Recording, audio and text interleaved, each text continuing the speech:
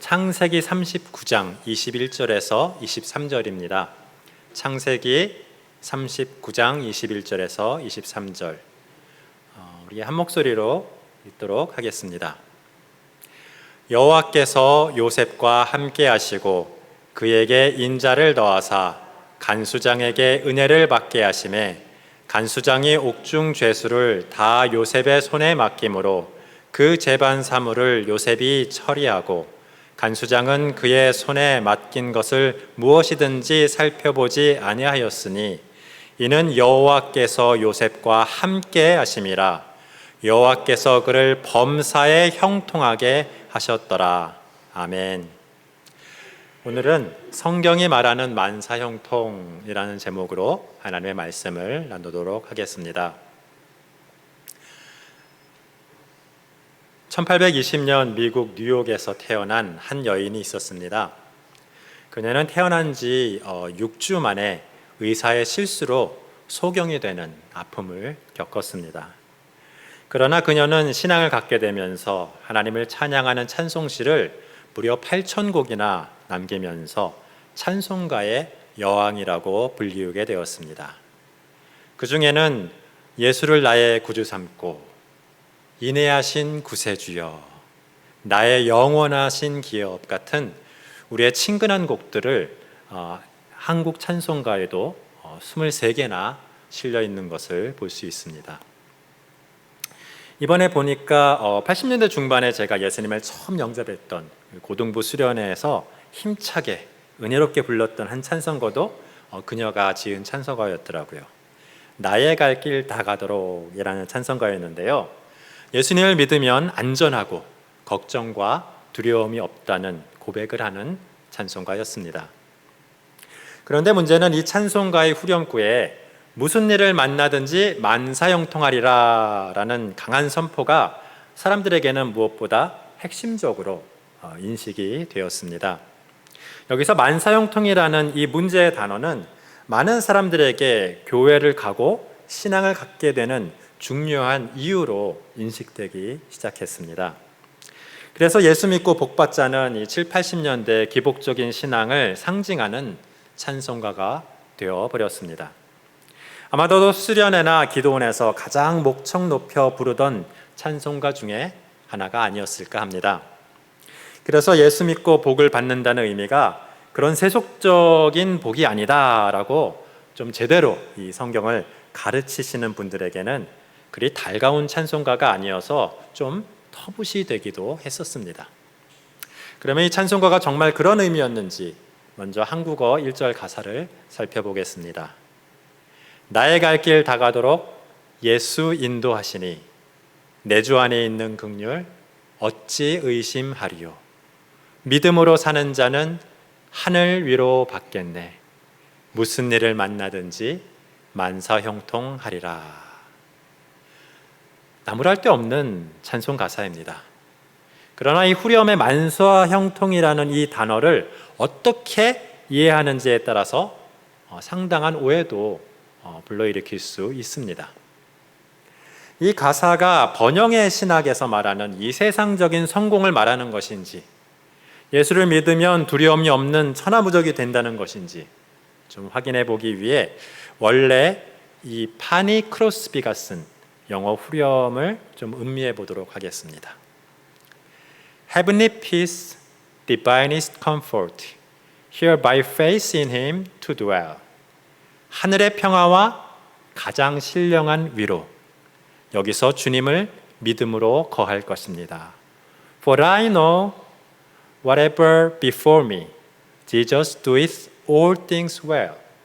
왜냐하면 무슨 일이 내게 생겨도 예수님이 모두 잘 하시리라는 것을 알기 때문입니다. 노래 가사를 번역하는 일은 저도 좀 해봐서 아는데 생각보다 이게 쉽지가 않습니다.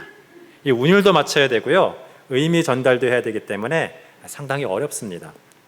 게다가 찬송가나 이런 찬양의 가사를 번역하는 것은 성경이나 이 교회에서 사용하는 단어만을 써야 되기 때문에 이 전문적인 번역가보다는 직접 이 찬양을 부르는 사람이 번역하는 것이 훨씬 나을 때가 많습니다.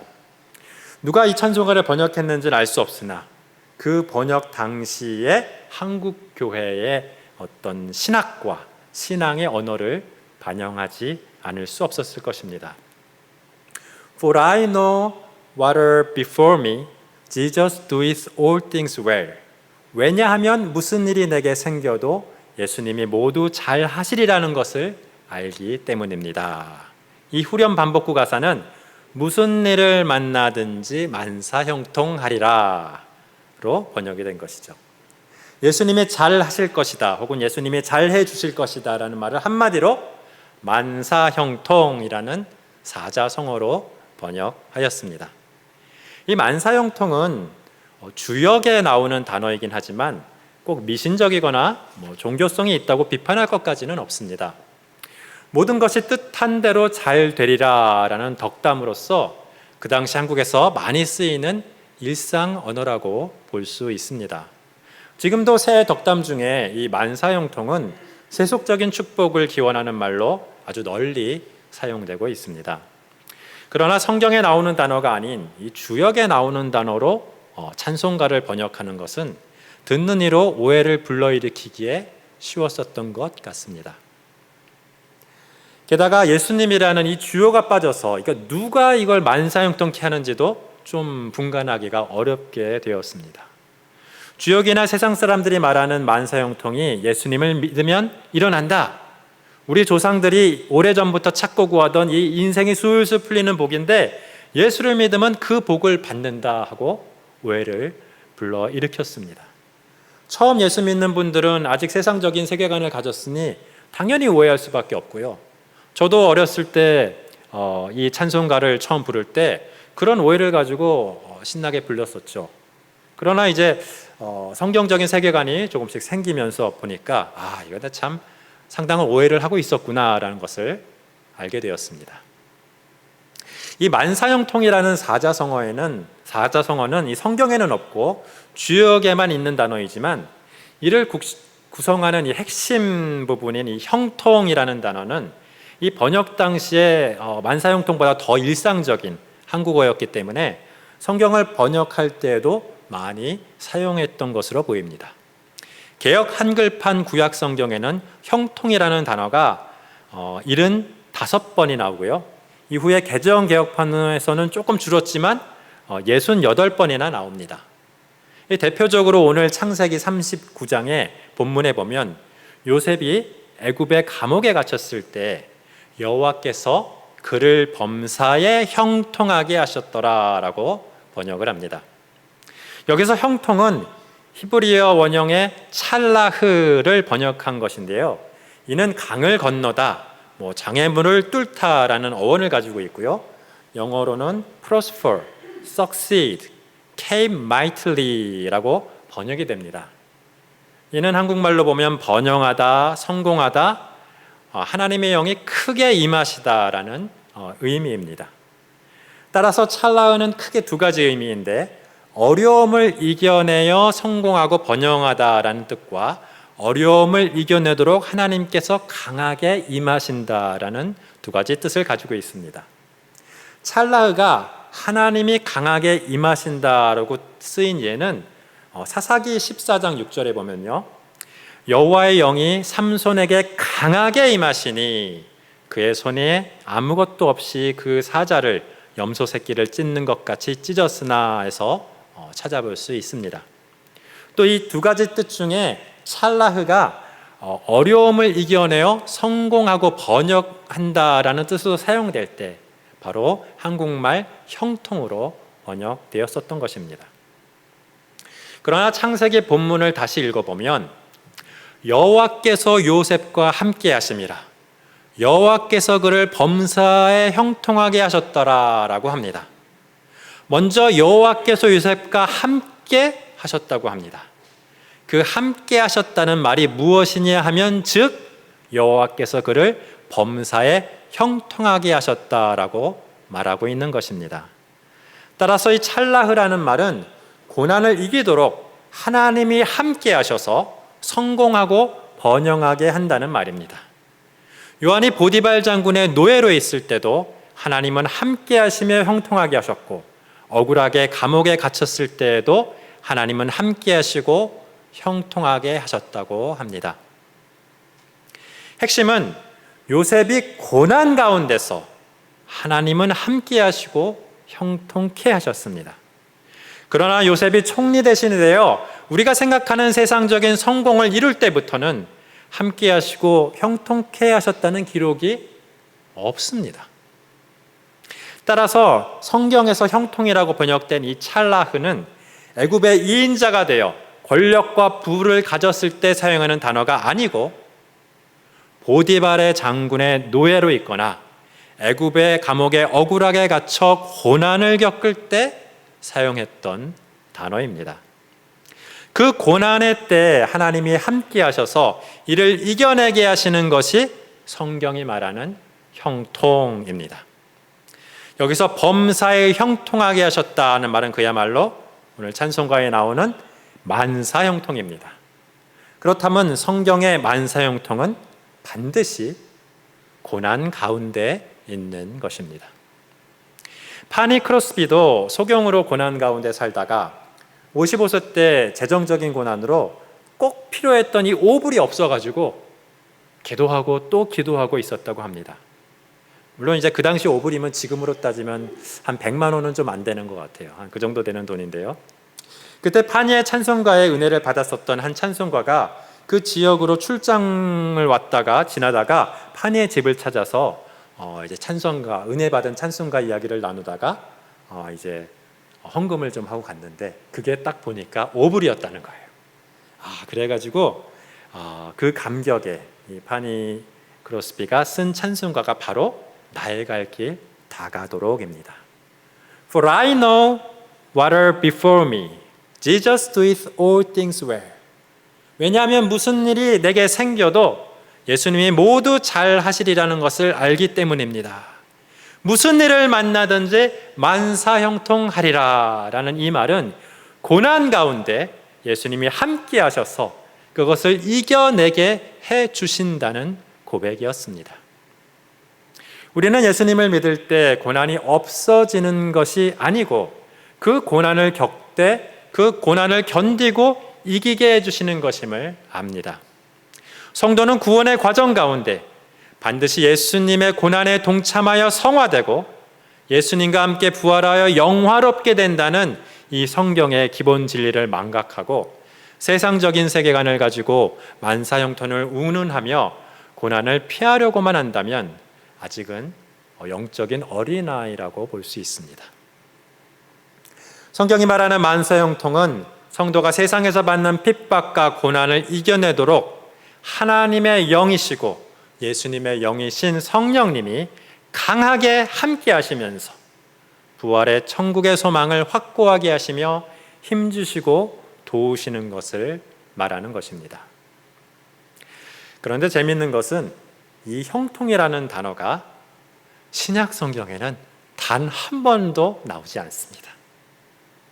아마도 성경 번역가들이 이 형통이라는 단어가 물론 일상적인 한국어이긴 하지만 아무래도 그 유래가 이제 주역에 나오는 단어이다 보니까 이 신약에서 사용할 때는 좀 일부러 피한 것이 아닌가라고 좀 추측을 해봅니다. 구약에서는 예수님을 이 땅에 오시게 하기 위해서 그 조상인 이스라엘 백성들에게 물질적인 축복을 주셔야만 했었습니다.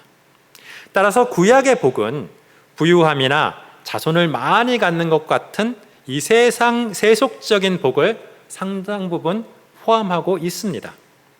그러나 신약에서는 이 부와 권력과 자손이 많은 것이 절대로 복이 되지를 않습니다. 예수님이 이미 이 땅에 오셨기에 더 이상 세속적인 복은 성경이 말하는 복이 될 수가 없는 것입니다.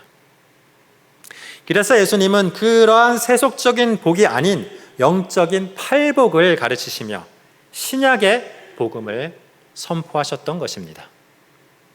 그러한 신약의 본문에서 형통을 이야기한다면 사람들이 세속적인 복으로 오해할까 봐 사용하지 않은 것이 아닌가 하고 한번 추측을 해봅니다. 또 그렇게 추측하는 구체적인 이유는 구약의 이 찰라흐라는 단어에 해당되는 헬라어가 신약에도 쓰였는데도 불구하고 형통이라는 단어로 일부러 번역하지 않았기 때문입니다. 물론 구약은 대부분 히브리어로 쓰여졌지만 기원전 300년경에 그 이집트의 알렉산드리아에서 헬라어를 사용하는 유대 학자들이 모여서 구약 성경을 그 당시에 이제 세계 공용어인 헬라어로 번역했는데요. 그 성경이 바로 70인역이라고 합니다. 이 성경 번역은 매우 정확한 것으로 인정되기 때문에 이를 통해서 우리는 구약의 어떤 단어와 가장 같은 의미의 신약의 단어가 무엇인지 찾아볼 수가 있습니다. 이 70인역에 따르면 이 구약의 찰라흐는 바로 헬라어 유오도입니다. 그리고 신약 성경에 유오도가 사용된 곳을 찾아보면 세 군데가 나옵니다. 그 중에 하나는 여러분이 잘 아시는 요한삼서 1장 2절입니다. 혹은 그냥 요한삼서 2절입니다. 1장밖에 없으니까요. 읽어보겠습니다. 사랑하는 자여, 내 영혼이 잘됨 같이 내가 범사에 잘되고 강건하기를 내가 간구하노라.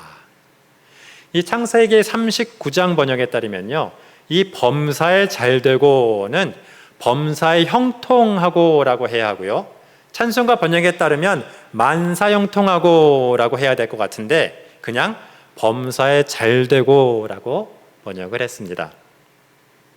이처럼 오해를 불식시키기 위한 성경 번역가의 노고가 있었음에도 불구하고 우리는 과거에 이 본문을 빌미로 삼박자 구원을 이야기하는 것을 많이 들었습니다.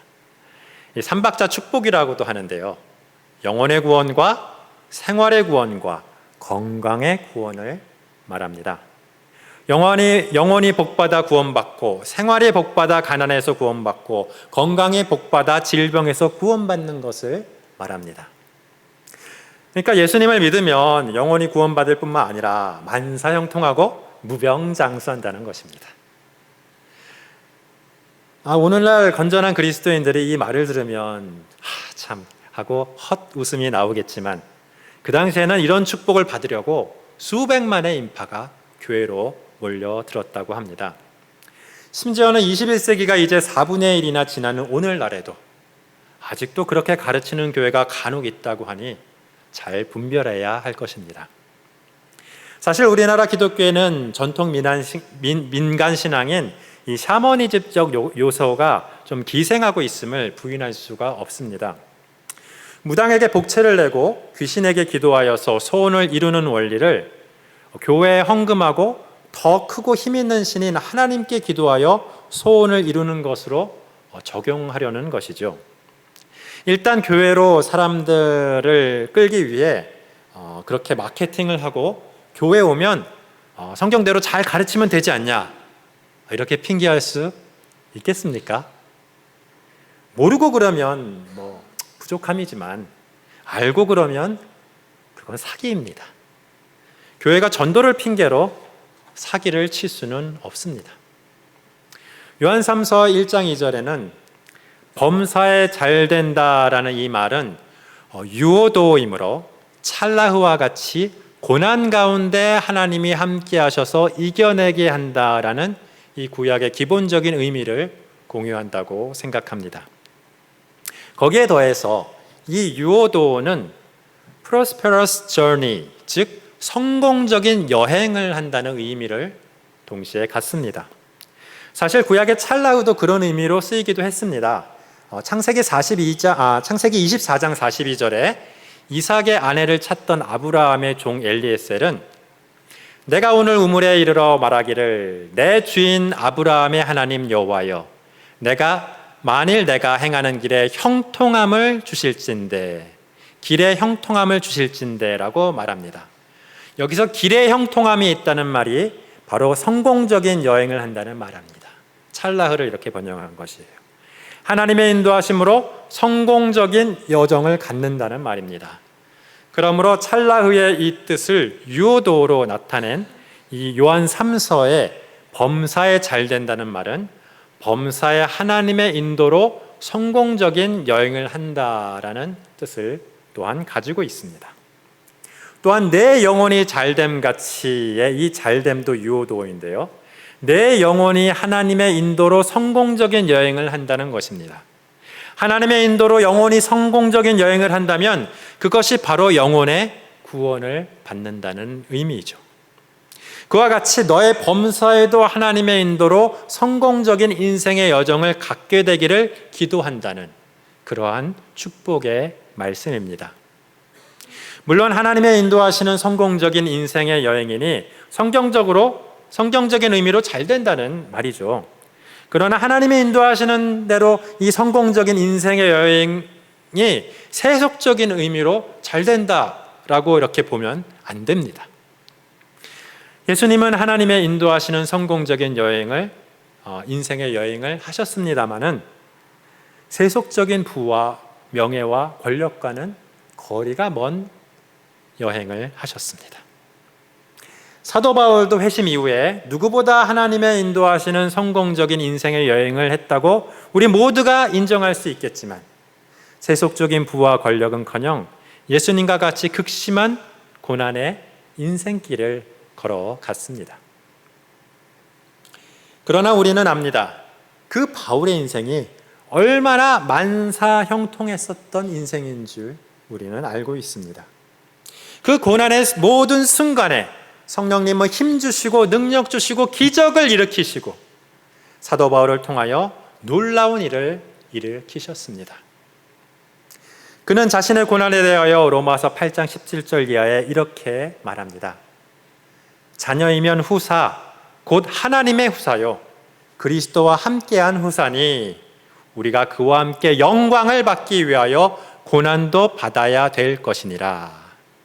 생각컨대 현재의 고난은 장차 우리에게 나타날 영광과 좋게 비교할 수 없도다. 아멘. 모든 그리스도인들은 내 삶의 고난이 나의 거룩과 하나님의 영광을 위하여 당연함을 알아야 합니다. 부유해도 아픈 사람이 있고요. 건강해도 불안한 사람이 있고요. 화목해도 가난한 사람이 있습니다. 모든 것을 다 완벽하게 가진 사람은 거의 찾아볼 수 없습니다. 만일 그런 사람이 있다면 부자 청년과 같이 그런 세상의 것들을 의지하여 믿음을 갖기가 어렵기 때문에 오히려 하나님의 복을 받지 못한 불행한 사람이라고 볼 수 있겠습니다. 그들은 로마서 5장 3절에서처럼 이렇게 고백합니다. 우리가 환난 중에 즐거워하나니 이는 환난은 인내를, 인내는 연단을, 연단은 소망을 이루는 줄 알미로다. 아멘. 저도 전에 복음을 전하며 하나님을 믿는 유익을 설명할 때 세속적인 축복을 언급하거나 암시적으로 그런 것들을 제시한 적이 꽤나 있었습니다. 잘 몰라서 그랬다고 하지만 그러한 잘못들을 모두 회개합니다. 좀 정확한 표현으로 말하면 그러한 죄를 고백합니다. 예를 들면 이런 것입니다. 요한복음 10장 10절에 도둑이 오는 것은 도둑질하고 죽이고 멸망시키려는 것뿐이요 내가 온 것은 양으로 생명을 얻게 하고 더 풍성히 얻게 하려는 것이라. 이 말씀을 바탕으로 하나님이 세속적 축복도 주신다고 가르친 적이 있습니다. 예수님은 생명을 주셔서 구원하실 뿐 아니라 구원받은 자들의 삶을 풍성하게 채우신다고 오랜 기간 잘못 가르쳤었습니다. 그렇게 배웠으니 그렇게 가르쳤다 하지만 핑계할 수 없습니다. 여기서 더 풍성이라는 이 헬라어의 원형은 페리소스입니다. 영어로 abundant, superiority, extraordinary인데 이 차원이 다르게 풍성하고 뛰어나다라는 의미입니다.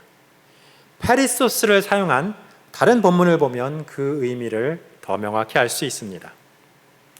예수님은 마태복음 5장 47절에 또 너희가 너희 형제에게만 무난하면 남보다 더하는 것이 무엇이냐 이방인도 이같이 하지 아니하냐라고 말씀하시죠. 여기서 남보다 더하는 것은 바로 페리소스를 번역한 말입니다. 남보다 차원이 다르게 뛰어난 것이 무엇이냐라고 말하는 것이죠.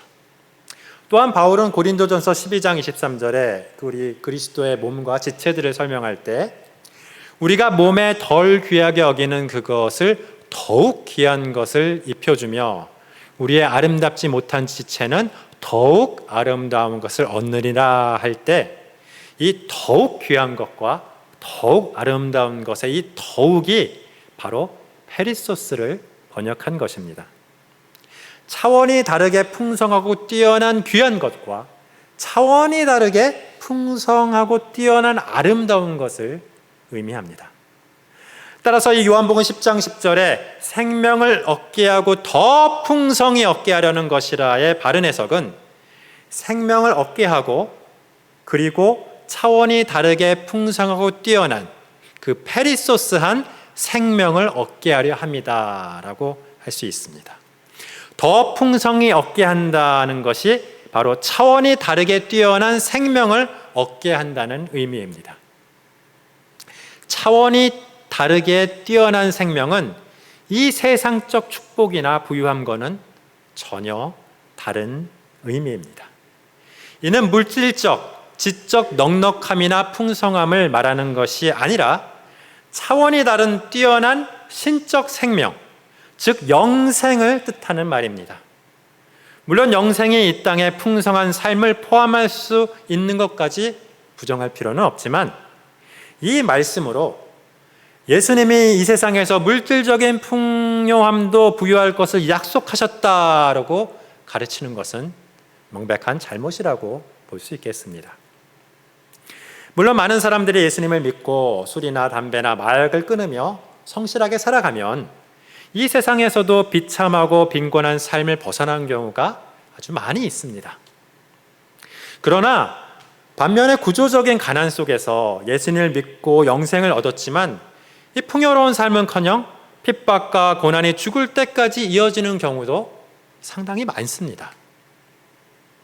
그들도 영원한 생명을 얻고 소망 가운데 이 차원이 다르게 풍성하고 뛰어난 영생을 살아가지만 세상적인 가난과 억압에서 벗어나지 못하는 경우가 허다합니다. 그들에게 당신은 아직 믿음이 없어서 그런 것이다 라고 말하는 것은 정말 그들에게 못할 죄를 짓는 것입니다.